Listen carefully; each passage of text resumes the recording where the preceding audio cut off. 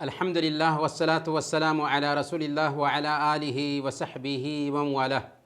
محترم بھائیوں اور دینی بہنوں، السلام علیکم ورحمۃ اللہ وبرکاتہ۔ آج کے اس کلاس میں آپ سب کا سواگت ہے، اور آج ہم فقہ پڑھیں گے۔ فقہ کے جو بقیہ حصے تھے پچھلے ہفتہ جو بیان کیے گئے تھے، اس کے بعد کا حصہ آج ہم پڑھتے ہیں۔ مردار کے چمڑے کی پاکی کیسے ہوگی، یعنی ایک جانور اگر مر گیا تو کیا اس کے چمڑے سے ہم فائدہ اٹھا سکتے ہیں؟ تو ہاں، اس بات کی گنجائش ہے ہمارے اسلام میں کہ اگر کوئی جانور مر گیا ہے تو اس کا گوشت تو حلال نہیں ہے، لیکن اس کے چمڑے اگر چھیل کر کے نکالے جائیں اور ان کو دباغت دے دیا جائے تو وہ چمڑا یا وہ کھال پاک ہو جائے گا۔ دباغت کہتے ہیں نمک وغیرہ لگا کر کے چمڑے کی جو تری ہے اس کو خشک کرنا، اس کو ختم کر دینا۔ کتا اور سور کے چمڑے کے علاوہ دوسرے جو بھی جانور ہیں اگر مر جاتے ہیں اور ان کو دباغت دے کر کے اس کی تری کو ختم کر دیتے ہیں تو اس بات کی گنجائش ہے۔ صحیح مسلم کی روایت ہے، اللہ کے نبی صلی اللہ علیہ وسلم نے ارشاد فرمایا، اذا دبغ الاہاب فقد طہر، کہ اگر چمڑے کو دباغت دے دیا جائے تو وہ پاک ہو جاتا ہے۔ استنجا کیا ہے؟ پیشاب یا پاخانے کے راستے سے گندگی کو جو دور کرتے ہیں اس کو استنجا کہتے ہیں، اور ایک مسلمان کے لیے قضائے حاجت کے بعد یعنی پیشاب اور پاخانے کے بعد استنجا کرنا ضروری ہے۔ کس چیز سے استنجا کیا جائے گا؟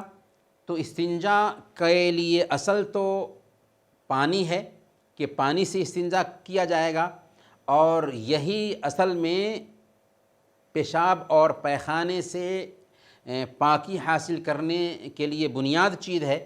البتہ اگر خشک چیز یا ٹھوس چیز سے استنجا کرنے کی گنجائش ہو تو اس بات کی گنجائش پائی جاتی ہے کہ استنجا کر لیا جائے، جیسے ٹیشو پیپر وغیرہ ہے تو اسے بھی استعمال کر سکتے ہیں اور اس سے بھی پاکی حاصل ہو جائے گی۔ کس چیز سے استنجا کرنا جائز نہیں ہے؟ تو سب سے پہلے گندی چیز سے استنجا کرنا جائز نہیں ہے، کیونکہ وہ چیز خود گندی ہے تو اس سے استنجا کرنا بھی جائز نہیں ہوگا۔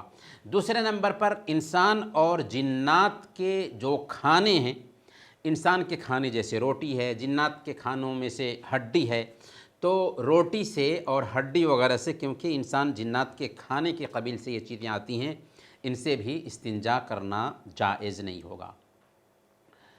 پیشاب اور پاخانہ جس کو قضائے حاجت کرنا کہتے ہیں، اس کے کیا ششٹاچار ہیں تو اس کو بھی جان لیتے ہیں۔ جگہ کے اعتبار سے حکم یہ ہے کہ لوگوں کے راستے میں پیشاب پاخانے کے لیے نہ بیٹھا جائے، یعنی روڈ پر پیشاب پاخانہ نہ کیا جائے، بیٹھنے کی جگہوں پر پیشاب پاخانہ نہ کیا جائے، سایہ دار درختوں کے نیچے پیشاب پاخانہ نہ کیا جائے، کسی سوراخ میں پیشاب پاخانہ کرنے سے بچا جائے۔ صحیح مسلم کی روایت ہے، حضرت ابو ہریرہ رضی اللہ تعالیٰ عنہ بیان کرتے ہیں کہ اللہ کے نبی صلی اللہ علیہ وسلم نے ارشاد فرمایا، اتقوا اللعانین، دو لعنت والی جگہوں سے بچو، یعنی دو لعنت والی جگہوں سے بچو، یعنی ان دو جگہوں پر پیشاب پاخانہ کرنے سے بچو۔ صحابہ نے پوچھا کہ دو لعنت والی جگہیں کون سی ہیں؟ آپ نے فرمایا، الذی یتخلی فی طریق الناس او فی ظلہم، کہ جو لوگوں کے راستے یا ان کے سایہ میں پیشاب پاخانہ کرتے ہیں۔ تو گویا کہ اگر ہم راستے پر پیشاب پاخانہ کریں گے یا سایہ دار درخت کے نیچے پیشاب پاخانہ کریں گے تو لوگوں کو اس سے تکلیف ہوگی، اور اسلام یہ چاہتا ہے کہ لوگوں کو تکلیف نہ پہنچائی جائے، اور یہ ادب اور ششٹاچار کے بھی خلاف ہے کہ ایک آدمی روڈ پر پیشاب پاخانہ کرے۔